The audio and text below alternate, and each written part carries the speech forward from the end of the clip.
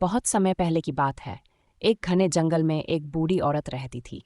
उसके दो बेटियां थीं, एक अपनी सगी बेटी लूसी और दूसरी उसके पति की पहली पत्नी की बेटी सारा, जिसकी माँ का देहांत हो चुका था। वह बूढ़ी औरत अपनी सगी बेटी लूसी से बहुत प्यार करती थी, लेकिन सौतेली बेटी सारा के साथ बहुत बुरा व्यवहार करती थी। बूढ़ी औरत ने घर के सारे काम सारा पर डाल दिए, सफाई, खाना बनाना, कपड़े धोना और बाकी सभी जिम्मेदारियां। दूसरी ओर लूसी को कोई काम नहीं करना पड़ता था। वह बस आराम से खाती, सोती और नाचती रहती। अगर सारा से कोई छोटी सी भी गलती हो जाती तो बूढ़ी औरत उसे बेरहमी से पीटती थी। लेकिन फिर भी सारा ने अपने कर्तव्यों को निभाना जारी रखा। एक दिन जब सारा तालाब पर कपड़े धो रही थी, उसने एक छोटी सी गुड़िया जैसी लड़की को पानी में गिरते देखा। सारा को लगा कि वह डूब रही, इसलिए वह तुरंत उसे बचाने के लिए पानी में कूद गई। जैसे ही वह अंदर गई, उसे पानी के नीचे एक दरवाज़ा दिखाई दिया। जिज्ञासावश उसने दरवाज़ा खोला और अंदर चली गई। दरवाजे के दूसरी ओर एक अद्भुत दुनिया थी।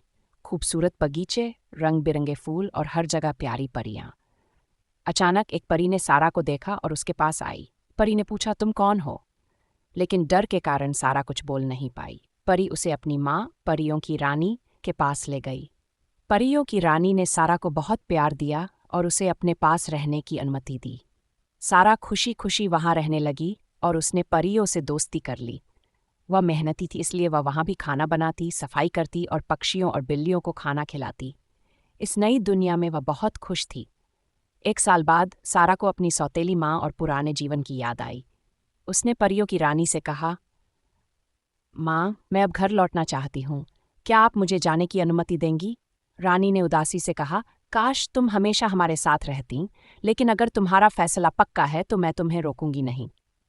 इसके बाद रानी ने उसे एक चाबी दी और कहा, घर के तहखाने में जाओ, वहां कई छोटे छोटे डिब्बे रखे हैं, तुम कोई भी एक चुन सकती हो। सारा तहखाने में गई और वहां उसे सोने, चांदी और साधारण काले रंग के कई डिब्बे दिखाई दिए। वह सोचने लगी कि कौन सा चुने। तभी एक बिल्ली आई और उसने अपने पंजे से काले रंग के डिब्बे को छुआ। ये देखकर सारा ने वही डिब्बा उठा लिया और परियों की रानी के पास वापस चली गई। रानी ने उसे गले लगाया, प्यार दिया और कहा, अपना ध्यान रखना मेरी बच्ची। फिर एक परी उसे वापस दरवाजे तक ले गई, जिससे वह अपनी दुनिया में लौट आई। जैसे ही सारा घर पहुंची, उसकी सौतेली माँ ने उसे डांटना और मारना शुरू कर दिया। तभी सारा के कपड़ों में छिपा डिब्बा जमीन पर गिर पड़ा और खुल गया। देखते ही देखते उसमें से ढेर सारे हीरे, सोने और चांदी के सिक्के निकलने लगे। ये देखकर सौतेली माँ का लालच बढ़ गया। उसने सारा से पूछा, ये कहाँ से मिला? जब सारा ने पूरी कहानी बताई तो उसकी सौतेली माँ ने तुरंत लूसी को भी उस जादुई दुनिया में भेजने की योजना बनाई। उसने लूसी को दरवाजे तक पहुंचने का तरीका बताया। लूसी भी उसी जादुई दुनिया में पहुंची और परियों की रानी से मिली, लेकिन वह आलसी थी। उसने वहां न सफाई की, न खाना बनाया, न ही जानवरों की देखभाल की। वह बस आराम से रही और मौज मस्ती करती रही। परियां उससे खुश नहीं थीं, लेकिन फिर भी उन्होंने उसे रहने दिया।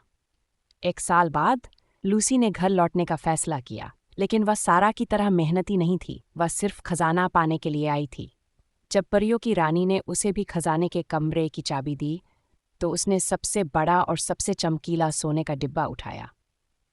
लेकिन जब वह घर पहुंची और डिब्बा खोला, तो उसमें से आग की भयानक लपटें निकल पड़ीं। आग इतनी तेज थी कि सौतेली माँ और लूसी को जलने से बचने का कोई मौका नहीं मिला। कुछ ही मिनटों में पूरा घर जलकर राख हो गया। जब सारा जंगल से लकड़ियां लेकर लौटी, तो उसने देखा कि उसका घर जलकर राख बन चुका था। लेकिन हैरानी की बात यह थी कि उसके हीरे और सोने के सिक्के अब भी सुरक्षित और चमक रहे थे। उसने उन्हें अपने दुपट्टे में बांधा और शहर चली गई। वहां जाकर उसने एक सुंदर घर खरीदा, एक बगीचा बनवाया और अपनी बाकी की जिंदगी आराम और खुशी से बिताई। कहानी से हमें क्या सीख मिलती है? मेहनत और अच्छाई का हमेशा इनाम मिलता है। लालच बर्बादी की ओर ले जाता है। हमें खुद को हर परिस्थिति के लिए तैयार करना चाहिए और जिम्मेदार बनना चाहिए। ईमानदारी और मेहनत से ही असली सफलता मिलती है। ऐसे ही प्यारी प्यारी कहानियों के लिए जुड़े रहिए किड्डो मीडिया टीवी के साथ। चैनल को सब्सक्राइब करें, लाइक करें और अपने दोस्तों के साथ शेयर करें। शुक्रिया।